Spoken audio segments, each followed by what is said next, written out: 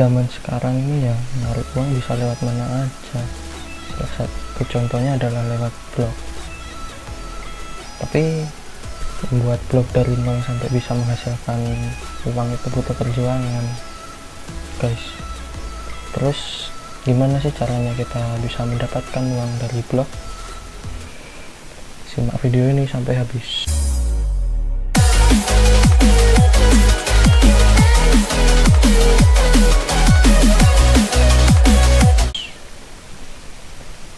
Jadi di sini gue ambil satu contoh untuk pembukaan lah, dari blognya androubuntu.com. Jadi di sini gue cek di statshow.com. Di sini ada perkiraan pendapatan dari blog Androubuntu ya. Jadi untuk daily ini dia untuk daily ads revenue nya $45 ya.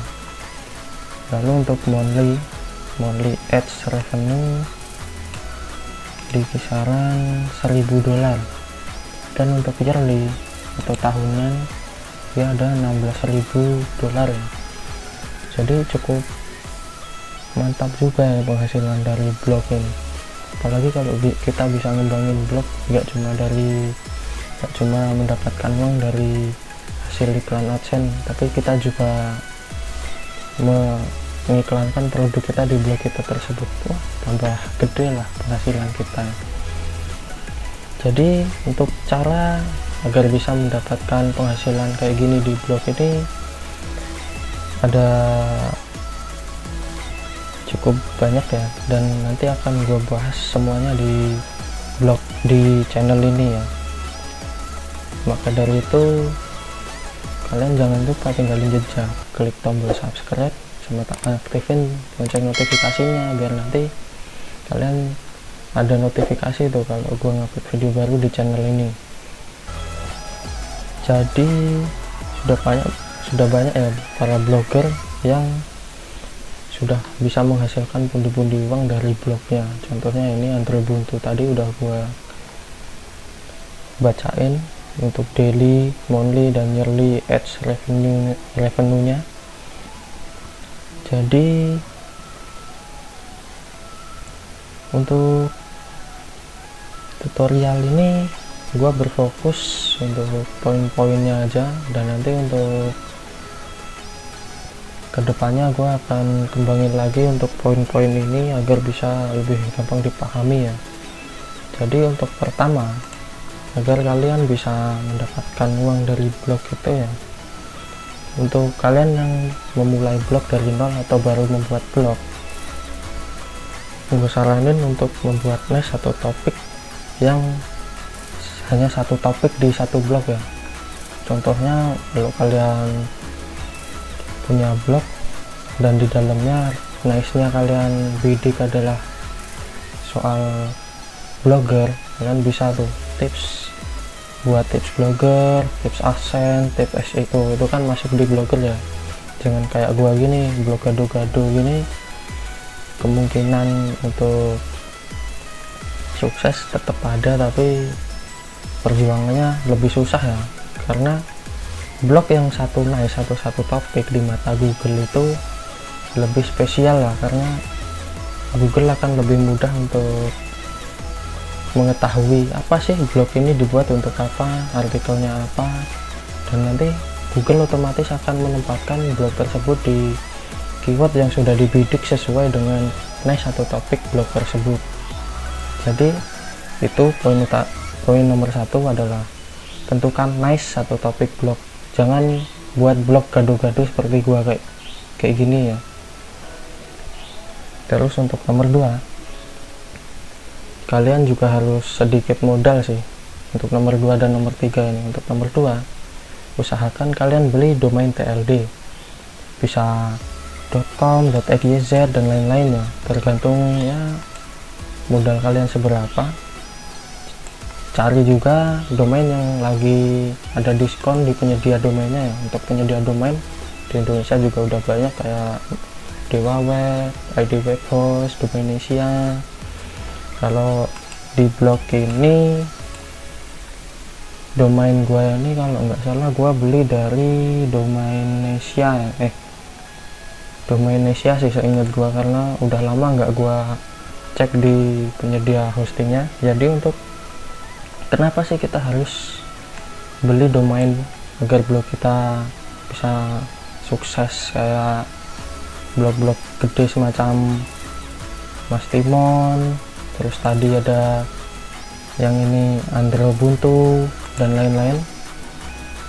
Karena dengan domain TLD itu blog kita akan dianggap serius oleh Google ya. Jadi blog TLD nih, kayak Google menganggap blog kita lebih serius, dan nantinya Google juga nggak bakal segan-segan untuk meranking blog kita ya, asalkan artikel kita lebih bagus dan sesuai dengan topik yang gue bilang tadi.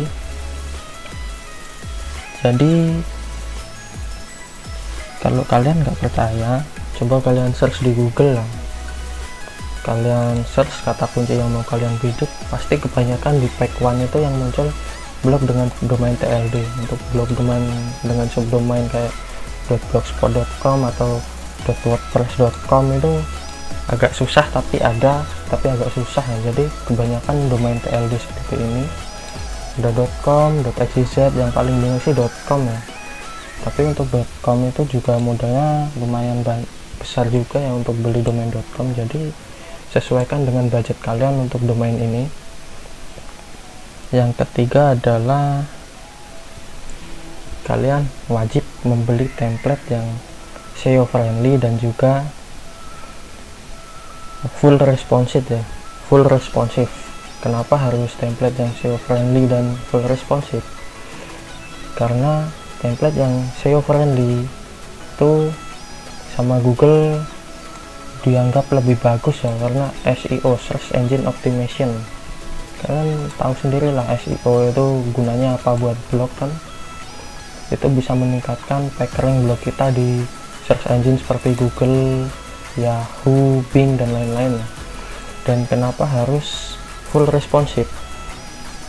Karena zaman sekarang itu orang buka blog atau buka Google itu nggak cuma lewat desktop atau PC ataupun laptop, tapi mereka juga membuka melalui layar HP, tablet.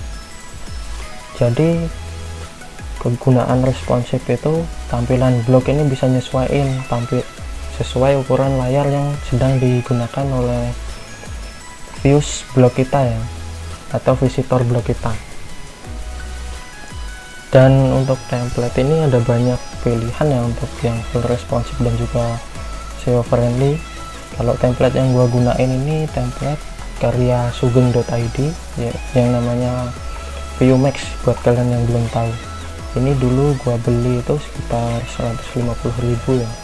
Untuk domainnya dulu gua beli saat itu sedang ada promo sih, domain XYZ masih cukup baru, harganya saat itu masih 12.000 ya. Oke, kita lanjut ke poin nomor 4. Poin nomor 4 ini penting ya, menurut gua penting banget nih, yaitu kalian harus belajar menulis artikel yang SEO friendly dan mudah dimengerti. Jadi untuk SEO friendly nih, di sini gua coba bukakan artikel gua salah satu ya. Oke, untuk SEO friendly ini maksudnya di judul ini kalian harus sertakan keyword yang kalian bidik. Terus di sini paragraf pertama ini sebisa mungkin kalian masukkan keyword yang kalian bidik ya. Jadi ada H1, H2, H3, H4. Itu maksudnya setiap paragraf ya. Di paragraf pertama ada keyword, di sini ada keyword. Terus di tengah artikel juga ada keyword, dan di bagian bawah atau penutupnya juga ada keywordnya sebisa mungkin ya. Terus penempatan link juga, yaitu untuk template premium kayak ViewMax ini sama Mas Sugeng udah dikasih ya related post kayak gini. Ini juga bisa ningkatin SEO ini. Jadi kalau nanti artikel yang ini masuk di page 1 Google dan banyak visitor yang masuk ke sini, kemungkinan besar dia juga akan mengeklik ini jika ini linknya ini masih berhubungan di topik ini ya. Misalnya yang gue bilang tadi kan, kalian bikin tips blogger, terus SEO, terus AdSense. Nah, jika ini artikel tentang blogger dan di sini artikel tentang blogger lain, kemungkinan besar untuk visitor mengeklik ini semakin besar ya. Oke, selanjutnya di poin kelima, kalian harus belajar optimasi SEO off page dan SEO on page ya.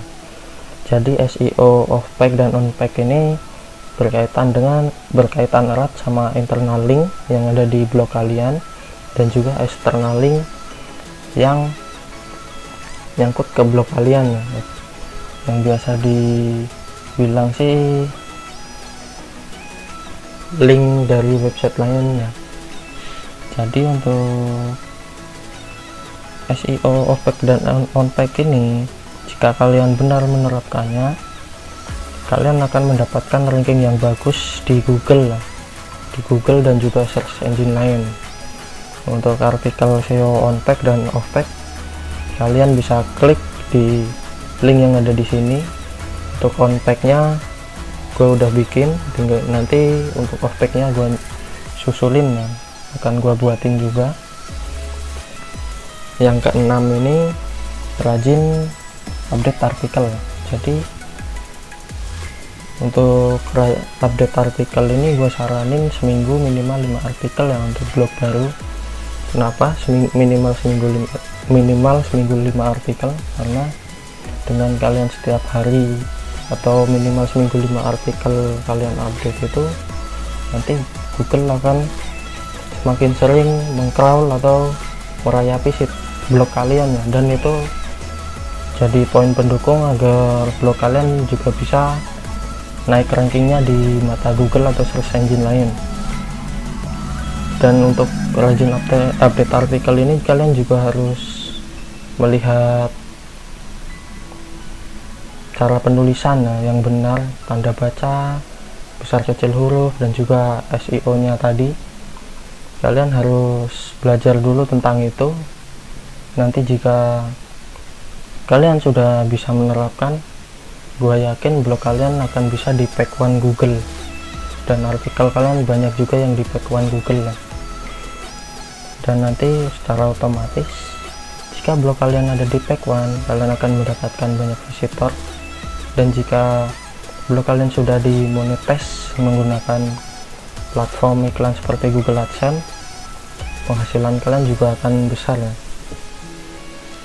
Oke, untuk itu tadi poin nomor 6. Yang ketujuh adalah tunggu dulu sampai blog kalian itu memiliki umur 2,5 bulan ya, dan mempunyai artikel minimal 30 artikel. Lebih banyak lebih bagus. Kenapa seperti itu?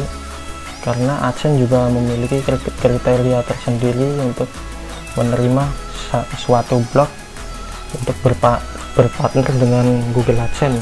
Jadi Google itu ada kriterianya. Kayak kalau misal di YouTube kan kriterianya itu minimal 1000 subscriber dan 4000 jam tayang dalam 12 bulan terakhir. Nah, di blog juga ada kriteria-kriterianya. Untuk kriteria tidak gua bahas di video ini ya, karena nanti akan cukup panjang videonya kalau gua bahas kriteria Google AdSense.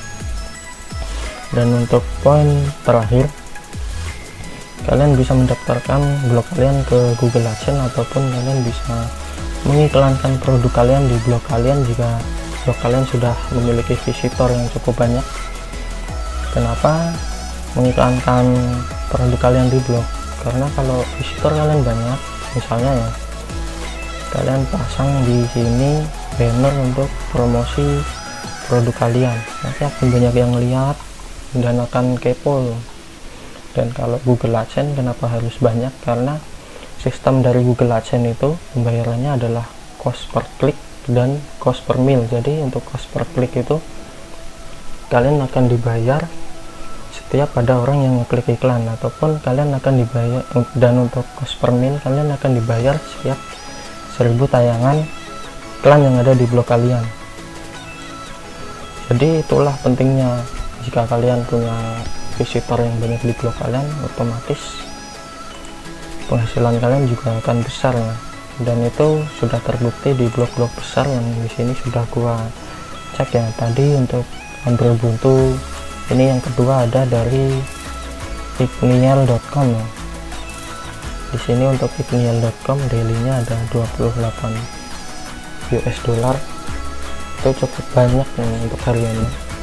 Ini untuk bulanan ada 857 dolar ya. Mantap ini. Dia juga visitornya gue yakin banyak perharinya ini. Coba di sini kita cek ya, ada tidak untuk data visitornya.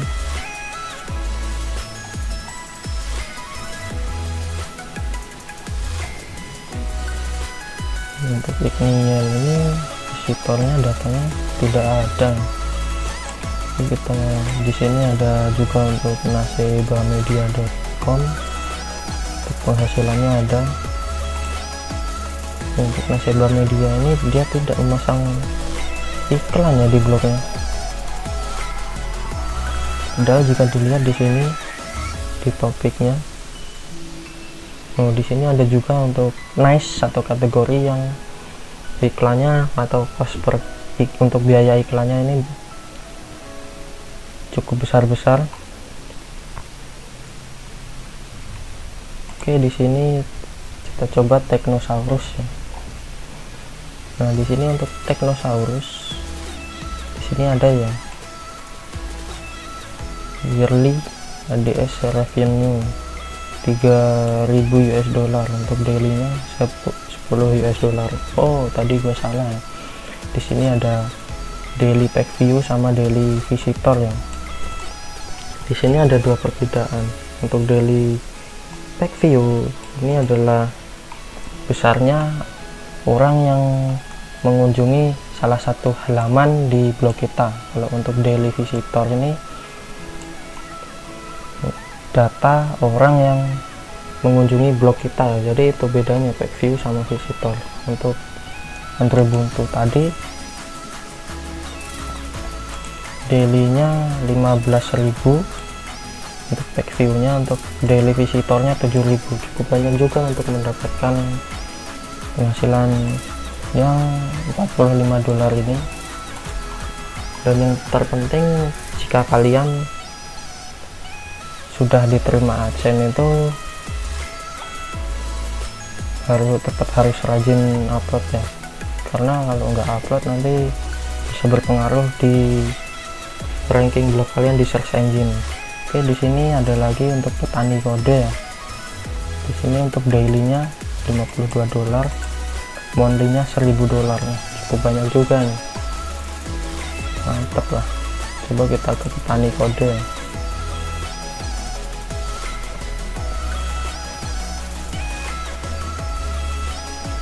Petanikode.com. Jadi gimana menurut kalian cara tadi? Apakah caranya sulit atau mudah? Silahkan kalian ketikkan di kolom komentar ya. Dan juga buat kalian yang sudah mempraktekin cara ini, apakah berhasil? Ketik juga di kolom komentar. Jangan lupa juga tinggalin jejak dengan cara subscribe channel ini dan aktifkan lonceng notifikasinya, biar nanti kalian diberitahu saat gua mengupload video baru di channel ini. Jadi untuk video kali ini cukup sekian, and see you next time guys.